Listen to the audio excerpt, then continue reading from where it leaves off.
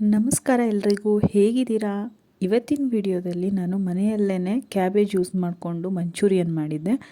ಆ ವಿಡಿಯೋನ ನಿಮ್ಮ ಜೊತೆ ಶೇರ್ ಮಾಡ್ತಿದ್ದೀನಿ. ಇಲ್ಲಿ ನಾನು ಒಂದು ಉಂಡೆ ಕ್ಯಾಬೇಜ್ ತೊಗೊಂಡು ಅದರಲ್ಲಿ ಅರ್ಧದಷ್ಟು ಮಾತ್ರ ಯೂಸ್ ಮಾಡ್ಕೊಳ್ತಿದ್ದೀನಿ. ಆ ಅರ್ಧ ಕ್ಯಾಬೇಜ್ನ ತುಂಬ ಸಣ್ಣದಾಗಿ ಹಚ್ಚಿಟ್ಕೊಂಡಿದ್ದೀನಿ. ಇಲ್ಲಿ ನಾನು 3/4 ಕಪ್ಪು ಕಾರ್ನ್ಫ್ಲೋರ್ನ ತೊಗೊಂಡಿದ್ದೀನಿ. ಹಾಗೆಯೇ ಅದೇ ಕಪ್ ಅಳತೆಯಲ್ಲಿ ಅರ್ಧ ಕಪ್ ಅಳತೆಯಷ್ಟು ನಾನು ಮೈದಾ ಹಿಟ್ಟನ್ನ ತೊಗೊಳ್ತಾ ಇದ್ದೀನಿ. ಹಾಗೆಯೇ 2ರಿಂದ 3 ಸ್ಪೂನ್ ಅಕ್ಕಿ ಹಿಟ್ಟು ಅಥವಾ ಕಡಲೆ ಹಿಟ್ಟು ಯಾವುದಾದ್ರೂ ಉಪಯೋಗಿಸ್ಬೋದು, ಚೆನ್ನಾಗಿರುತ್ತೆ. ಹಾಗೆ ಶುಂಠಿ ಬೆಳ್ಳುಳ್ಳಿ ಪೇಸ್ಟು 2 ಸ್ಪೂನ್ ತೊಗೊಂಡಿದ್ದೀನಿ, 2 ಟೇಬಲ್ ಸ್ಪೂನ್ ಶುಂಠಿ ಬೆಳ್ಳುಳ್ಳಿ ಪೇಸ್ಟು. ಇಲ್ಲಿ ಸಾಸ್ ಬಂದು ಸೋಯಾ ಸಾಸು, ಚಿಲ್ಲಿ ಸಾಸು, ಹಾಗೆ ಟೊಮೊಟೊ ಸಾಸ್ ಬದಲು ನಾನು ಟೊಮೊಟೊನ ರುಬ್ಕೊಂಡಿದ್ದೀನಿ. ಸಾಸ್ ಇತ್ತು ಅಂತ ಹೇಳಿದ್ರೆ ಟೊಮೊಟೊ ಸಾಸ್ನೇ ಯೂಸ್ ಮಾಡ್ಬೋದು. ನಾನಿಲ್ಲಿ 1 ಟೊಮೊಟೊನ ರುಬ್ಬಿಟ್ಕೊಂಡಿದ್ದೀನಿ.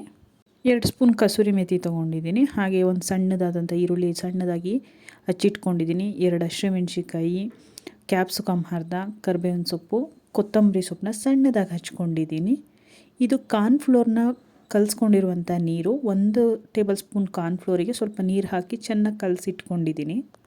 ಇಲ್ಲಿ ಒಂದು ಪಾತ್ರೆ ತೊಗೊಂಡು ಅದಕ್ಕೆ ನಾನು ಹಚ್ಚಿಟ್ಕೊಂಡಿರುವಂಥ ಕ್ಯಾಬೇಜು ಅಂದರೆ ಎಲೆಕೋಸನ್ನು ಹಾಕ್ಕೊಳ್ತಾ ಇದ್ದೀನಿ. ಎಲೆಕೋಸನ್ನ ಹಾಕ್ಕೊಂಡಾದ್ಮೇಲೆ ನೀವು ನೋಡ್ತಾ ಇರ್ಬೋದು, ಅದು ತುಂಬ ಸಣ್ಣದಾಗಿ ಪೀಸ್ ಮಾಡ್ಕೊಂಡಿದ್ದೀನಿ. ಹಾಗೆ ಆಯಿಲಲ್ಲಿ ಇದು ತುಂಬ ಚೆನ್ನಾಗಿ ಬೇಯುತ್ತೆ ಕೂಡ ನಾವು ಕರಿಬೇಕಾದ್ರೆ. ಈಗ ಇದಕ್ಕೆ ನಾನು ತೊಗೊಂಡಿರುವಂಥ ಕಾರ್ನ್ಫ್ಲೋರ್ನ ಹಾಕ್ಕೊಳ್ತಾ ಇದ್ದೀನಿ. ಕಾರ್ನ್ಫ್ಲೋರು ಮತ್ತು ಮೈದಾ ಎಲ್ಲ ಹಾಕಿ ನಾವು ಚೆನ್ನಾಗಿ ಮಿಕ್ಸ್ ಮಾಡ್ಕೋಬೋದು. ಅಕಸ್ಮಾತ್ ಇದು ಕೋಟಿಂಗ್ ಮಾಡಬೇಕಾದ್ರೆ ನಮಗಿನ್ನೂ ಎಕ್ಸ್ಟ್ರಾ ಜಾಸ್ತಿ ಬೇಕಾಗುತ್ತೆ ಅಂತ ಹೇಳಿದ್ರೆ ಎಕ್ಸ್ಟ್ರಾ ಆ್ಯಡ್ ಕೂಡ ಮಾಡ್ಕೋಬೋದು. ನಾನಿಲ್ಲಿ 1 ಸ್ಪೂನ್ ಆಗುವಷ್ಟು ಕಸೂರಿ ಮೇಥಿನ ಹಾಕ್ಕೊಳ್ತಿದ್ದೀನಿ. ಕಸೂರಿ ಮೇಥಿ ಹಾಕ್ಕೊಳ್ಳೋದ್ರಿಂದ ಟೇಸ್ಟು ಚೆನ್ನಾಗಿರುತ್ತೆ. ಹಾಗೆ ಉಪ್ಪು ಕೂಡ ಹಾಕ್ಕೊಂಡಿದ್ದೀನಿ. ರುಚಿಗೆ ನೋಡ್ಕೊಂಡು ಉಪ್ಪು ಹಾಕ್ಕೊಳ್ಳಿ, ಯಾಕಂತ ಹೇಳಿದ್ರೆ ನಾವು ಮತ್ತೆ ಲಾಸ್ಟಲ್ಲಿ ಫ್ರೈ ಮಾಡಬೇಕಾದ್ರೂ ಕೂಡ ಉಪ್ಪನ್ನು ಹಾಕಬೇಕಾಗತ್ತೆ.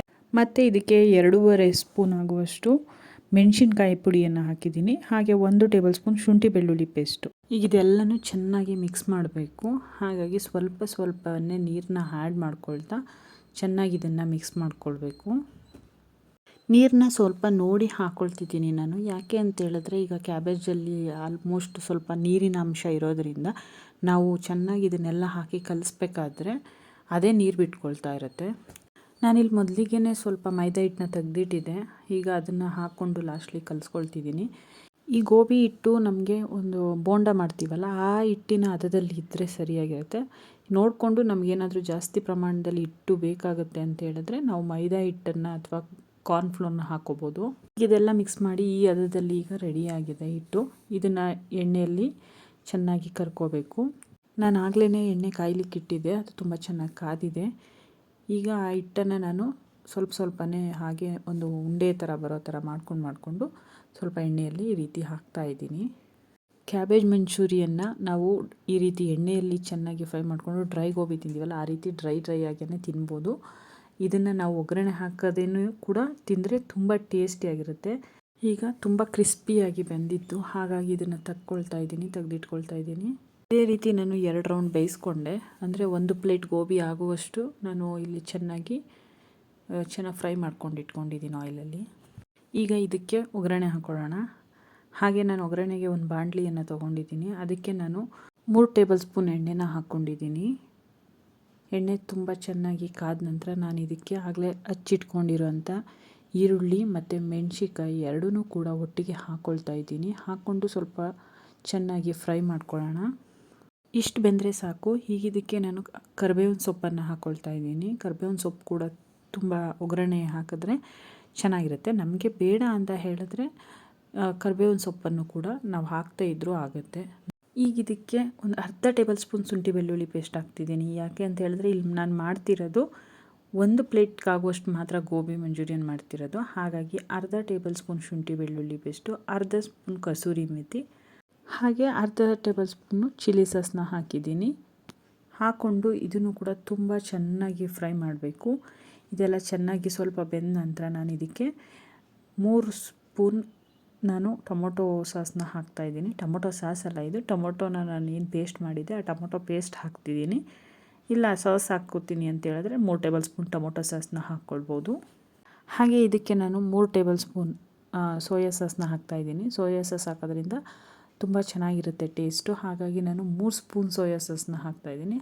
ಹಾಕ್ಕೊಂಡು ಎಲ್ಲನೂ ತುಂಬ ಚೆನ್ನಾಗಿ ಮಿಕ್ಸ್ ಮಾಡ್ತಾ ಹಾಗೆ ಬೇಯಿಸ್ಬೇಕಾಗತ್ತೆ. ಹಾಗೆ ಇದಕ್ಕೆ ಅರ್ಧ ಸ್ಪೂನಷ್ಟು ನಾನು ಉಪ್ಪನ್ನು ಆ್ಯಡ್ ಮಾಡ್ಕೊಳ್ತಾ ಇದ್ದೀನಿ.